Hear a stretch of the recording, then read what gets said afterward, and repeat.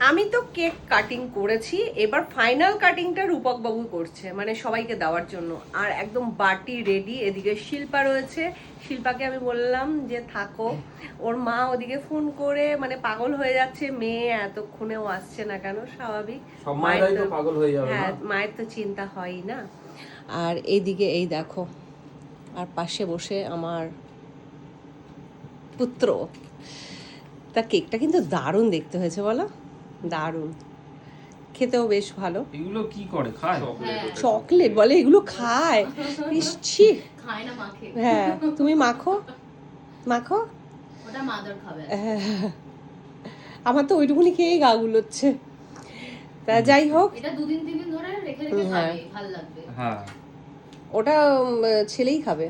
কারণ আমার সত্যি কথা বলতে গেলে কেক অত বেশিও ভালো লাগে না, খাই ঠিক আছে। আপাতত আমরা 4 জন আছি, 4 টুকরো করে নিলাম। হ্যাঁ, তো নে, এই দাঁড়া, চামচ আছে, আমি এনে দিচ্ছি, আন্টিকে দে, হ্যাঁ মাকে দে। চামচ আছে, বাটি আছে, সব আছে। ফ্রিজে রাখতে হবে, মনে তা ঠিক আছে, চলো এখন কেক খাওয়া হবে, পরে আবার কিন্তু আসছি। ছেলে তুলে নিয়েছে, ছেলে তুলে নিয়েছে। এই যে, এই দেখো, এই দেখো। তা চলো আবার পরে আসছি।